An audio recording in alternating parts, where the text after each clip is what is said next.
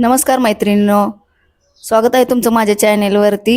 तर आज मी बनवत आहे मखाना रोस्टेड। तर इथं मी पॅनमध्ये 2 चमचे तूप घातलेलं आहे। अर्धी वाटी शेंगदाणे, अर्धी वाटी बदाम फ्राय करून घ्यायचे चांगले। याच्यामध्ये अर्धी वाटी अक्रोड आणि काजू तेही चांगले फ्राय करून घ्यायचं। आता हे सगळं फ्राय झालं की एका प्लेटमध्ये काढून घ्यायचं आहे।